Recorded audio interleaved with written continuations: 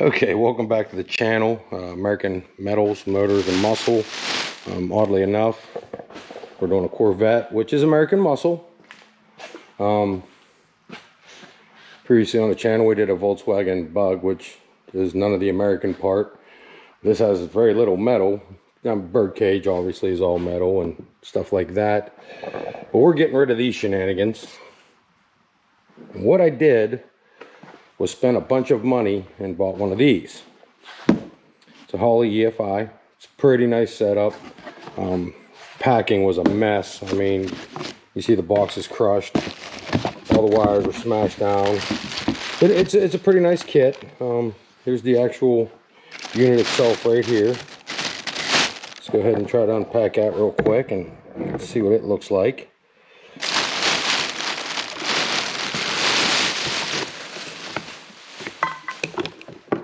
Set it on the flanges there. So it's a pretty good looking unit. I kind of splurged again. I bought the Edelbrock intake manifold. It's not necessarily designed for this, but it's the one that was suggested by most of the other fellas that did this. But I bought the whole kit, so it came with the gaskets, came with some sealant, some studs for the intake, carburetor studs, another gasket, which this kit also came with gaskets. They're pretty smashed, but they're in here somewhere. There they are. You can see the tearing on the back of the plastic. It is what it is. Pretty disappointed with Holley. Edelbrock, their stuff always comes really nicely packaged and clean. It's almost like, you know, they care about their product and the people that buy their product. So they package it in this big box with all that bubble wrap. So what I'm going to start doing, I think, I'm not going to get real crazy into this today. I'm probably going to try to drain the radiator. Maybe get in this distributor a little bit, get it all marked, get it out of the way. We'll just see what we got, and we'll see how well it all comes together. I shouldn't have to remove the valve covers. This intake itself should have all the plugs and everything I need. You can see here they got it. It's nicely done. I mean, it's all brass pieces, so we'll probably reuse a lot of those. And hopefully by next week I can get it all running again. It's going to be a little crazy. I got to replace some parts just to get it to drive. Tires are pretty dry rotted, so I'm going to need to get those on there, going with a different style. And then hopefully I can get it running and driving enough to get it home. Power steering pump leaks, transmission leaks like a sieve. I have a Muncie sitting over here, 4-speed. That may end up going on it at some point. I don't know. There's bell housings laying over there. It's pretty expensive, like $500 just for the Z-bars, throttle bearing kits and all that stuff, so it's pretty pricey. Yeah, it's going to be a lot, but it'll be a fun little program, I think. But anyways, like I said, the power steering leaks, so that's going to have to be addressed. The transmission leaks, which I got new transmission mounts.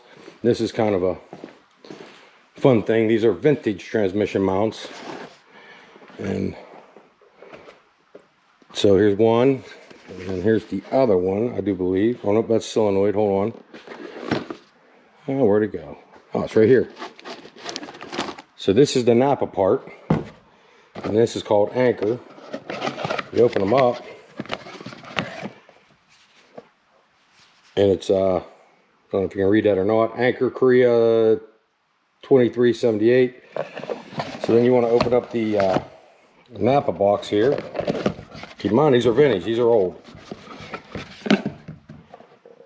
Anchor Korea 2S78. So they're the exact same part in different packages. So whenever somebody, you know, gets excited about going somewhere and buying the best of the best, A lot of times the best of the best are just in different boxes.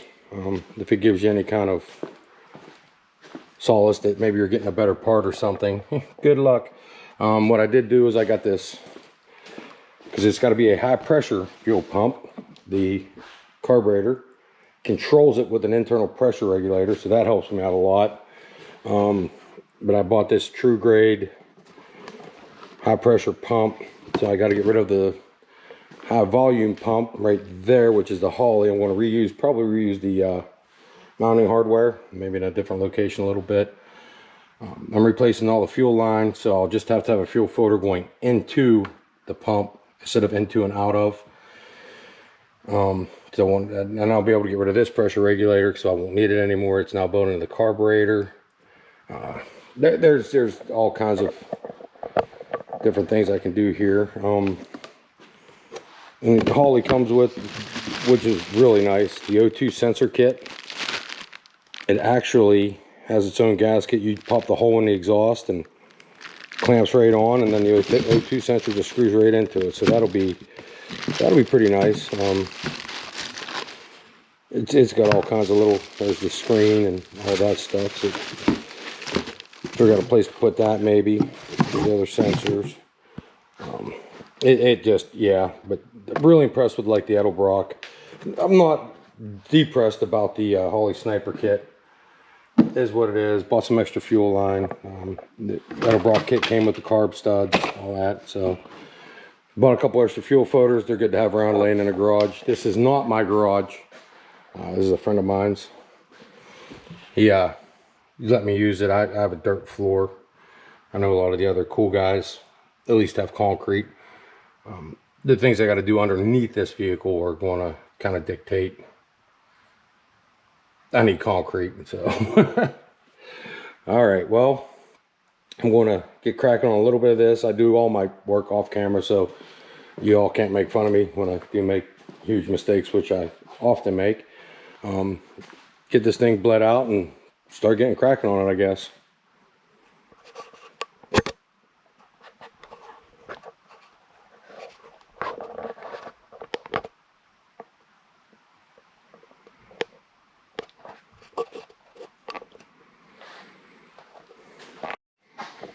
All right, as you can see, we got pretty much all the bolts out here. I got a couple left to do, and then I'm going to try to show this coming out of here. One thing you want to be really careful of, make sure you get all the washers when taking these things apart. Just trust me, a washer in your hand is way better than a washer in there. That will be a pretty big problem. So, see? 2 bolts, 2 washers. Put them in the old keeper box. All right, let's see if we can pry this old ugly thing off here. Well, it's actually pretty neat. Hopefully it makes it to a different restoration at some point. Because, I mean, it is an Oppenheimer. It's a pretty neat setup. Okay, might require a tool other than me. Let me see what I got.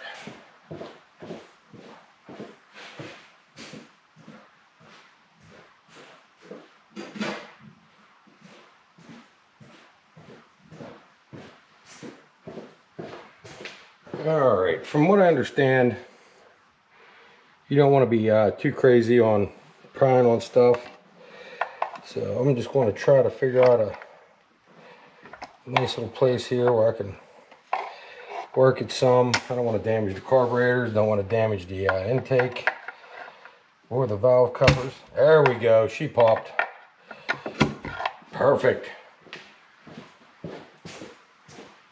Go to the other side here. I'm just going up underneath these flanges here. Side isn't ready yet. Real mechanics are probably spinning around in circles right now. Ah, crap. Yeah, it looks like I might have to take the valve covers off. Hope not. Yeah, it's hitting them.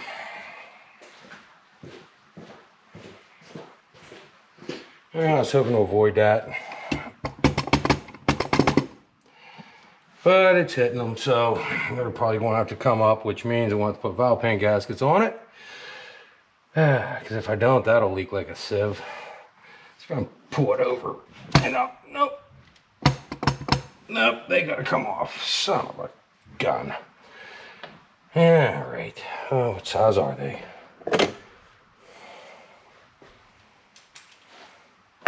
Maybe I just loosen them a little bit. Working on old American muscle cars is amazing. You can do it with really just probably 15 tools.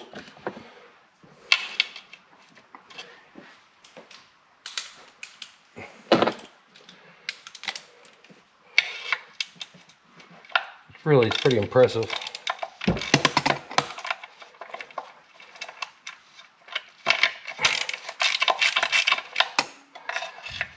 How easy this stuff is to do sometimes.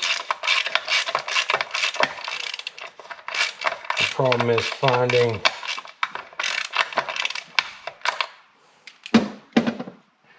this isn't like a standard valve pan, so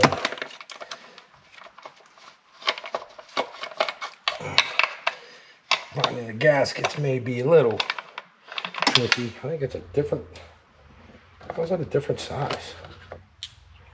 I don't understand that. It is, okay. That makes more sense. Maybe I can get it just to fold up a little bit. No, that wouldn't work either. That'd be too easy. Okay, so now in here. Okay, got that one loose. Okay. Got that one loose. Okay. Maybe that'll give me enough to do something with it here. Let's see. Okay.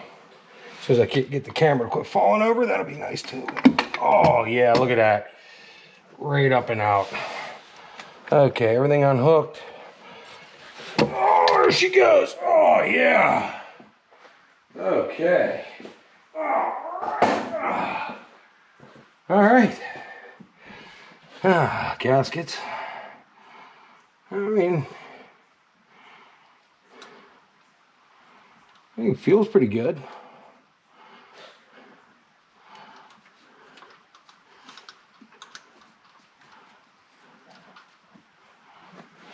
Okay. All right. Now the fun part, cleaning all this up, because it's pretty, it's been a minute since this thing had a love. Okay. All right, well, I'm going to crank this valve pan back down a little bit here, just so I don't get anything down in there if I decide I want to get crazy with cleaning something up there. These valve pans don't have to be super tight.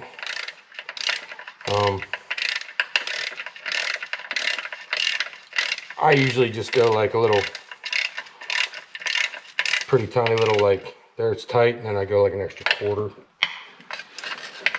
Again, mechanics will be like, no, it's gotta be torqued. I don't know, it could be torqued or whatever. I'm a parts changer, I'm a mechanic, so I'm just changing his parts. Realistically, it'd be nice to take these valve covers off, and, well, I think once I get all this done, maybe I'll take it down to the car wash and degrease it and blow it all out. And that'll help it out a lot, I think. Get out of there. All right, well, that's removed. And then they're laying there now, and there's some parts and stuff, and I got to figure out how to make some of these vacuum lines work. There's a cool little thing was on the back of the carburetor that actually the garage I'm in is the son of the fella that had the Corvette, so that's pretty neat. I got to be able to put that back on because that's controlling your vacuum for your brakes, whatever this is going to. And you got your brake booster here, and then these two systems here I think go to the lights. Corvette was pretty heavy on the vacuums. I'm going to maybe try to do the electric lights cylinders here one day. I don't know, we'll see. This is already kind of expensive little project. See how it plays out. I'm going to have a heck of a time getting all this crap off here. Good Lord. Okay. Well, that's going to be it for today, everybody.